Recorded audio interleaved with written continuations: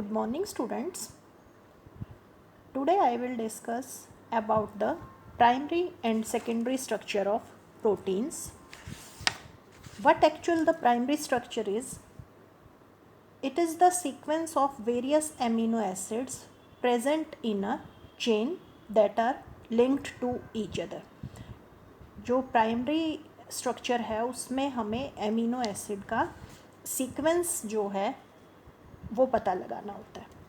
तो last video में हमने सारा डिस्कस किया कि कितने एमिनो एसिड हैं, कितने उसके मोल्स प्रेजेंट है और किस तरह से हम उसका सीक्वेंस डिटरमाइन कर सकते हैं.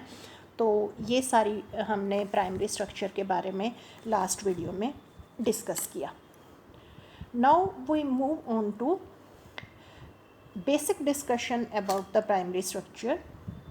What actually the primary structure is? It tells us about the sequence of amino acid in a polypeptide chain. यहाँ तक हमारा हो चुका है. Now, the primary structure of protein actually determines the biological activity of a protein. जो biological activity होती है protein की वो उसके प्राइमरी स्ट्रक्चर की वजह से ही होती है. अगर आप उस सीक्वेंस में जो एमिनो एसिड्स का सीक्वेंस है प्रोटीन में, अगर आप जस्ट एक एमिनो एसिड की भी रिप्लेसमेंट कर दें तो that will destroy the biological activity of that particular protein. For example, अब आपका हीमोग्लोबिन, आपको पता है एक प्रोटीन है हीमोग्लोबिन. तो हीमोग्लोबिन में जस्ट आप एक सिंगल एमिनो एसिड चेंज कर दें तो एक इनहेरिटेड डिजीज़ होता है हमारी रेड ब्लड सेल्स का, sickle cell anaemia. Sickle cell anaemia हो जाता है जिसमें जस्ट हम क्या करते हैं, ग्लूटामिक एसिड जो कि हीमोग्लोबिन में प्रेजेंट होता है बीटा चेन में छठे कार्बन एटम पे, तो उसको जस्ट हम रिप्लेस करते हैं बाय वेलिन. और एक्चुअल में क्या होता है, अगर मैं आपको हीमोग्लोबिन का स्ट्रक्चर बताऊं तो हीमोग्लोबिन में 2 अल्फा चेन होती हैं और 2 बीटा चेन होती हैं और दोनों के अंदर अप्रॉक्स 150 अमीनो एसिड्स होते हैं. तो यानी ओवरऑल 600 अमीनो एसिड्स हो गए, 300 अल्फा चेन्स में एंड 300 बीटा चेन्स में. अब हीमोग्लोबिन एक नॉर्मल हीमोग्लोबिन है हमारा और एक सिकल सेल हीमोग्लोबिन है. उसमें जस्ट 2 एमिनो एसिड का डिफरेंस है क्योंकि 2 बीटा चेन है ना. और जैसा कि मैंने आपको बताया बीटा चेन में ग्लूटामिक एसिड जो कि छठे नंबर पर है उसको हमें रिप्लेस करना है बाय वेलिन. तो 2 ग्लूटामिक एसिड आपके रिप्लेस हो गए बाय 2 वेलिन्स. तो इतना करने से अब जो हीमोग्लोबिन है, now this is sickle cell haemoglobin.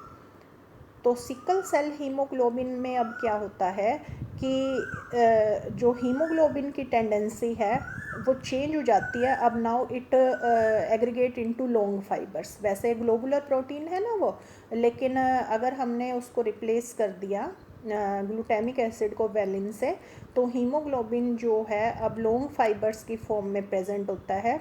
और वो फाइबर्स जो है, अब आपको पता होगा आरबीसी जो आपकी है वो डिस्क शेप होती हैं, तो उसकी सेल्स को डिस्टॉर्ट कर देता है और वो क्रीसेंट शेप, सिकल शेप भी हम इसको बोलते हैं, वो हो जाती हैं. और जब वो ब्लड वेसल्स के थ्रू पास करती है तो वो वहाँ पे स्टक हो जाती हैं and that can cause serious health problems for the people with sickle cell anaemia. जिसमें क्या हो सकता है, ब्रीदनेस हो सकती है, मतलब सांस लेने में परेशानी हो सकती है, डिजीनेस हो सकती है, सीवियर हेडेक हो सकता है एंड समटाइम्स जो हमारी आरबीसीज हैं वो बस्ट भी कर जाती है and ultimately it leads to death. तो जस्ट आपने देखा हमने एक एमिनो एसिड का सीक्वेंस चेंज कर दिया है, ग्लूटामिक एसिड को रिप्लेस किया है बाय दिस वेलिन.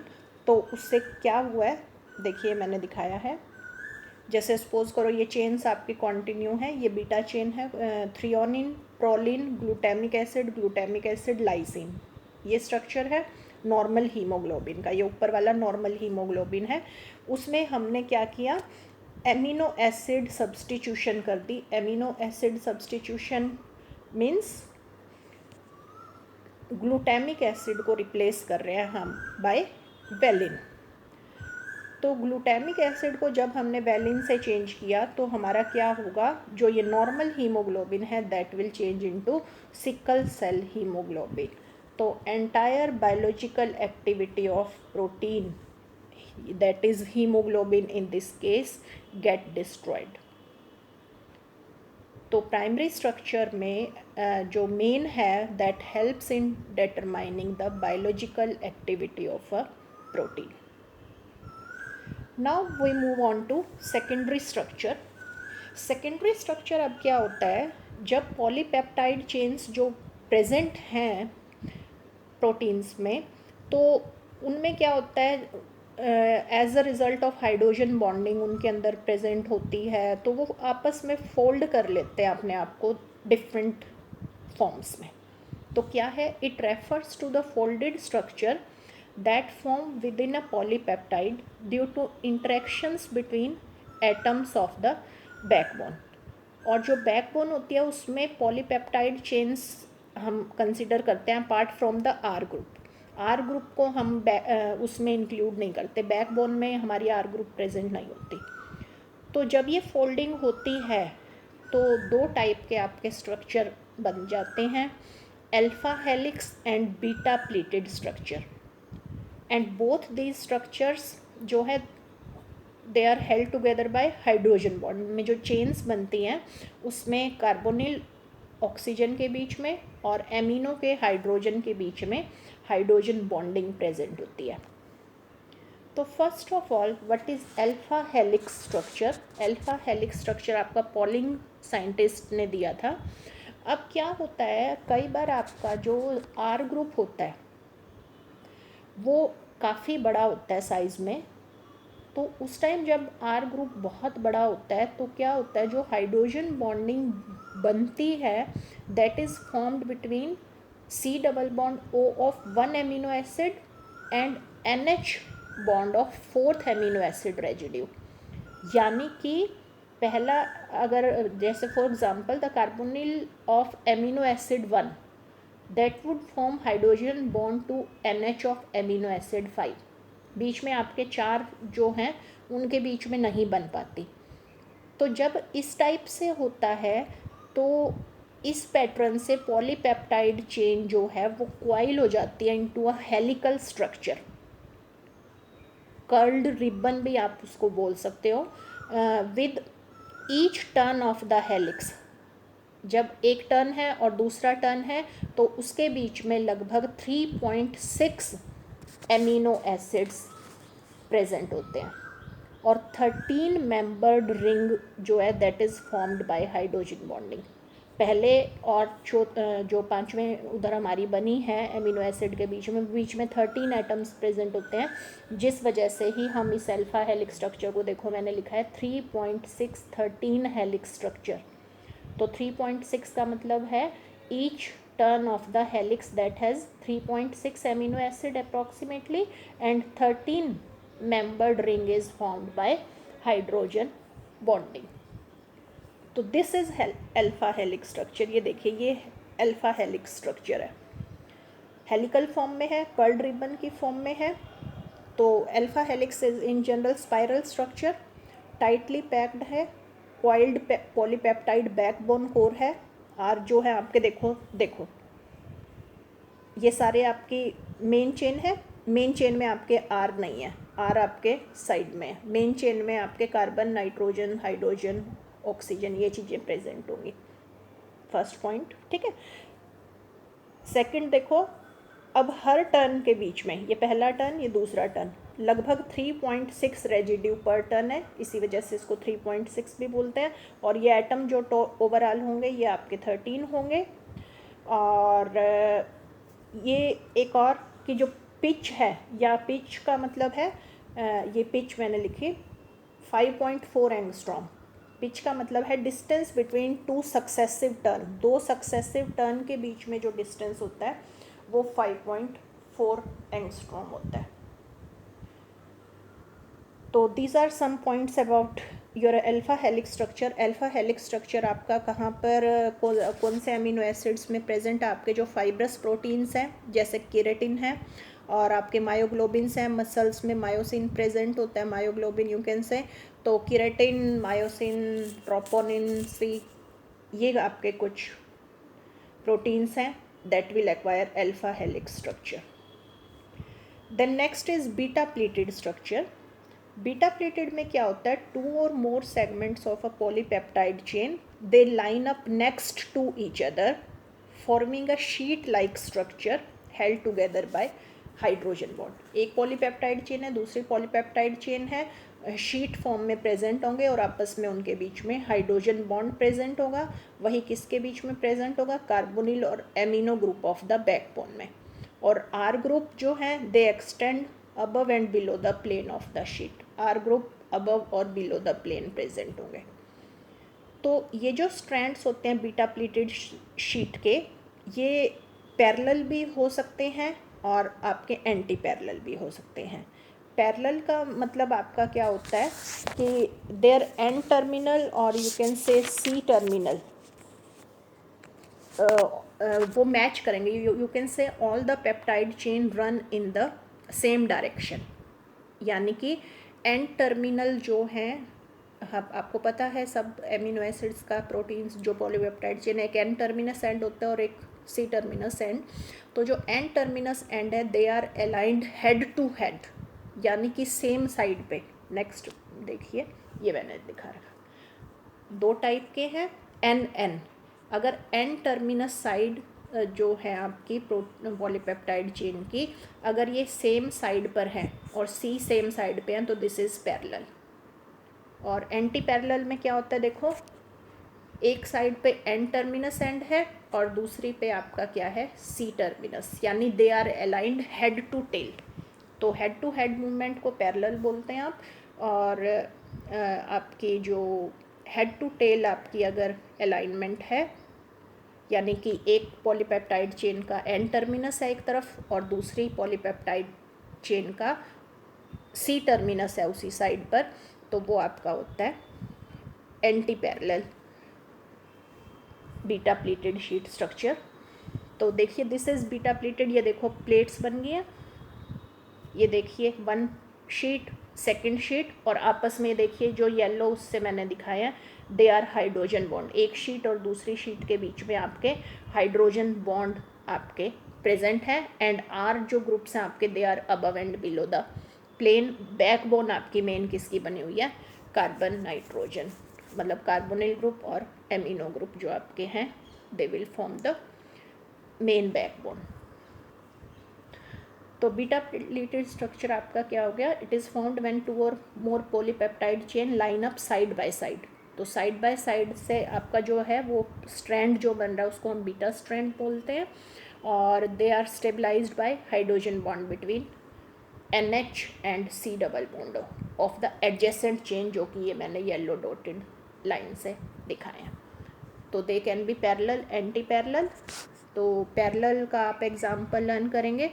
जो हमारा ये अपना क्या होता है, केराटिन है, केराटिन हमारे हेयर्स वगैरह में प्रेजेंट होता है, तो वो parallel beta pleated sheet structure बनाता है। और फाइब्रोइन आपका जो सिल्क प्रोटीन है वो आपका anti parallel beta sheet structure बनाता है। तो ये इन जनरल मैंने आपको प्राइमरी और सेकेंडरी स्ट्रक्चर दिखाया है इसमें। तो प्राइमरी स्ट्रक्चर तो क्या है? वेरियस एमिनो एसिड्स का sequence in a polypeptide chain, you can draw it, ठीक है। देन ये प्राइमरी स्ट्रक्चर है।